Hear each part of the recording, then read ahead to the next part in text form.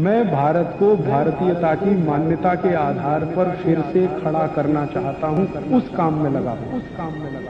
ये कौन करेगा? इस काम को करने के लिए दो संस्थाएं हमारे पास हैं। एक का नाम है सुप्रीम कोर्ट और एक का नाम है संसद। सुप्रीम कोर्ट की ताकत है कि वो किसी भी संपत्ति को राष्ट्रीय संपत्ति घोषित कर सकता है, और सुप्रीम कोर्ट ने एक बार ऐसा किया था। यूरिया घोटाला हुआ जब नरसिम्हा राव के जमाने में, तो 133 करोड़ रुपए चला गया था देश के बाहर। सुप्रीम कोर्ट ने उसको राष्ट्रीय संपत्ति घोषित करके वापस मंगा लिया, और स्विस बैंक से वो 133 करोड़ रुपए वापस आ गया। और पता है, वो नरसिम्हा राव के बेटे के खाते में जमा था। हाँ,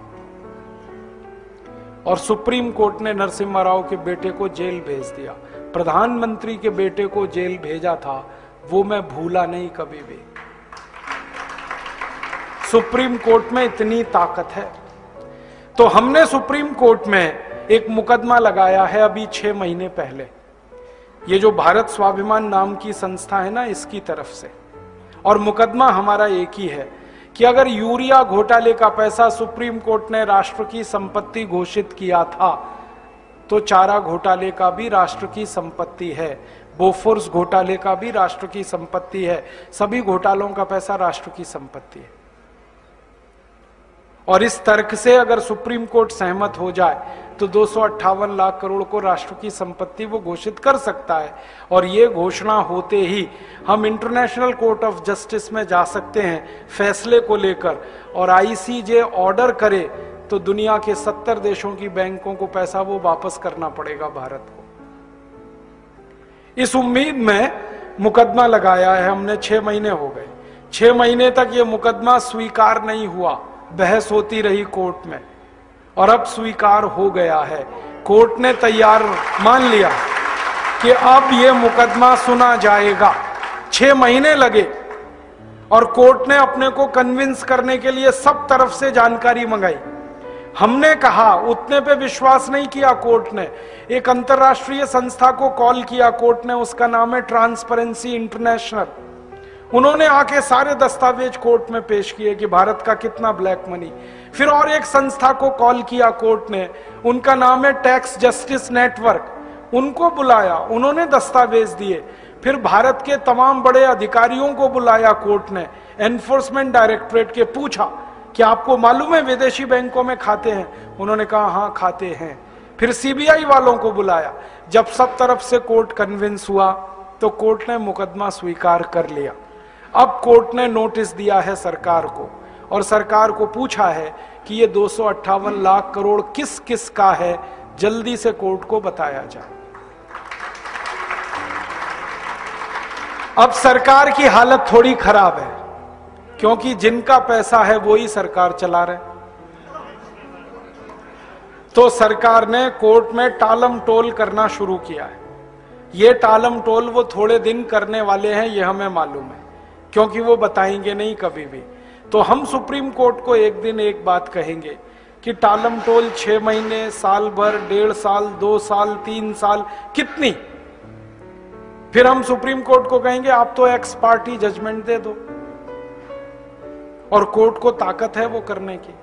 और हम कोर्ट को कहेंगे ये नहीं बता रहे किसका पैसा है, आप तो ये कह दो जिसका भी पैसा है वो भारत की राष्ट्रीय संपत्ति है, बात खत्म हो गई। और उम्मीद है कि कोर्ट ये फैसला देगा, और ये फैसला हुआ तो 258 लाख करोड़ वापस आएगा। दूसरा रास्ता है अपने पास, वो ये कि हम संसद में अगले 4 सालों में एक प्रस्ताव पास कराना चाहते हैं। और वो प्रस्ताव ये है कि 15 अगस्त 1947 के बाद जितना भी धन भारत से बाहर गया वो भारत की राष्ट्रीय संपत्ति है। बस किसी का नाम नहीं लेना, किसी की बात नहीं कहना। 15 अगस्त 1947 के बाद जितना धन बाहर गया है भारत से हवाला के थ्रू, क्योंकि सब हवाला से ही जाता है, वो भारत की राष्ट्रीय संपत्ति है। संसद प्रस्ताव को पास करे। अब इस प्रस्ताव को रखेगा तो कोई एक सांसद, और वो हमें मिल ही जाएगा अगले 4 साल में। कोई तो माई का लाल मिलेगा, ऐसा तो नहीं है कि सब मर गए। और प्रस्ताव जब रखा जाएगा तब बहस होगी। बहस वाले दिन हम देखेंगे कि कौन कौन इस प्रस्ताव का विरोध कर रहा है। जो विरोध करेगा, पक्की बात है, खाते उसी के हैं, पैसा उसी का है, और सारा देश देखेगा बेईमान कौन कौन है संसद में। आप तो अपने सांसद पे नजर रखना बस, कि आपका सांसद क्या कह रहा है। हर एक इलाके में मैं घूम घूम के लोगों से एक ही बात कह रहा हूं कि जिस दिन ये प्रस्ताव आएगा, टीवी पर बहस आएगी, क्योंकि अब डायरेक्ट टेलीकास्ट होने लगा है, आप अपने सांसद पे नजर रखना वो क्या कर रहा है। आपको पता चल जाएगा वो बेईमान है, ईमानदार है। अब संसद में या तो प्रस्ताव गिरेगा या पास होगा। गिरेगा तो विरोध करने वाले सांसद ज्यादा चाहिए, तो सारा देश देखेगा बेईमान और हरामी कौन कौन है इस देश में। और या सांसद डर के मारे विरोध नहीं करेंगे तो झटके में प्रस्ताव पास हो जाएगा, और प्रस्ताव पास हुआ तो कानून बनेगा। अपने दोनों हाथ में लड्डू है, हमें कुछ खोना ही नहीं है, जो है पाना है।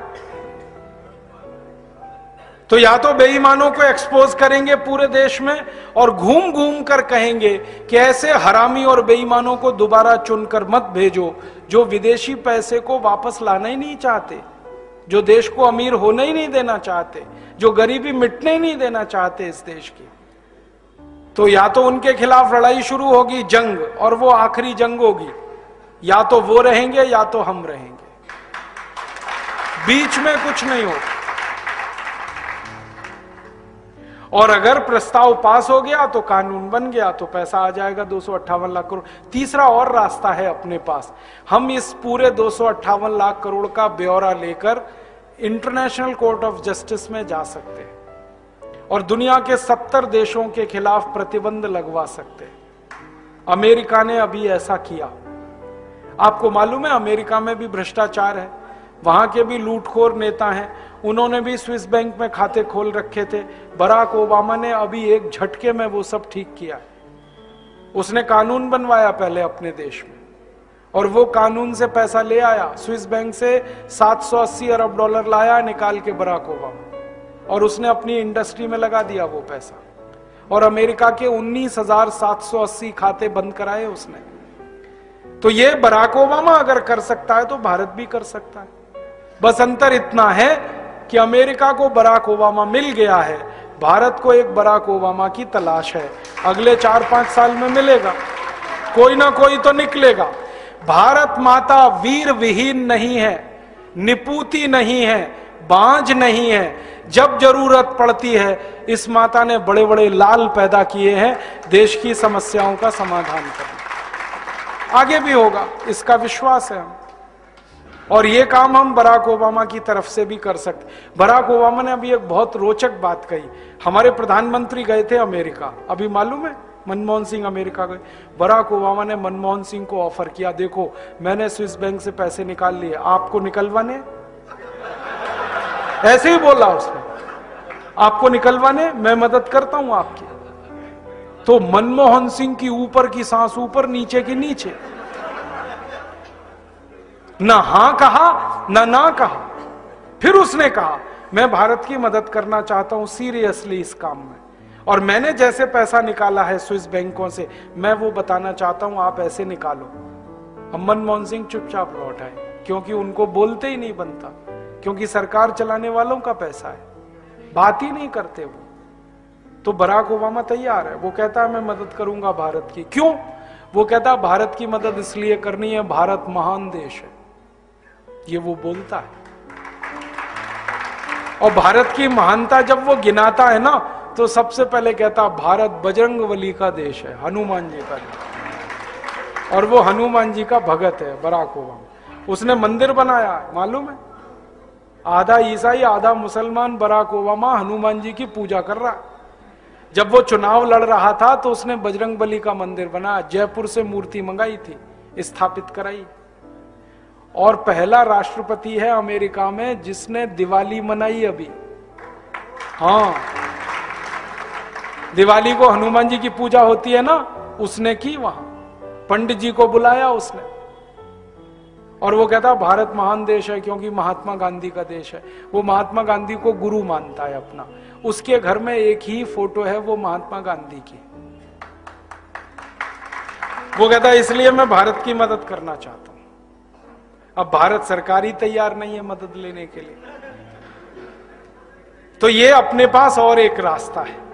तो अपने पास 4 रास्ते हैं। एक चौथा रास्ता है कि हम खुद चाहें तो स्विट्जरलैंड से दादागिरी करके ये पैसा ला सकते हैं। स्विट्जरलैंड के पास ना आर्मी है, ना एयरफोर्स है, ना नेवल फोर्स है, छोटा सा देश है। हाँ, जनसंख्या भी इतनी कम है जितनी तो हमारे एक जिले में है, उतनी तो स्विट्जरलैंड पूरे देश में नहीं। मैं तो मजाक में कभी कभी ये कहता हूं कि सारे भारतवासी, माफ करना ये कहने के लिए, इकट्ठे होकर पेशाब कर देंगे तो स्विट्जरलैंड बह जाएगा।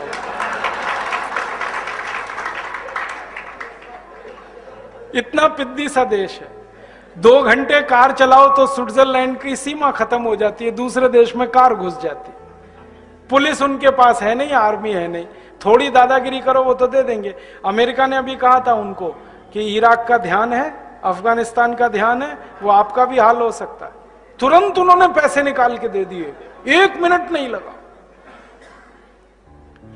तो अपने पास 4 रास्ते हैं, पहले तीनों रास्तों का उपयोग करेंगे। कानून से वो पैसा लाएंगे, क्योंकि गलत कानून के कारण वो पैसा गया है, तो कानून सही करके उसको वापस लाएंगे और भविष्य में ये पैसा बाहर ना जाए इसकी पक्की व्यवस्था करेंगे।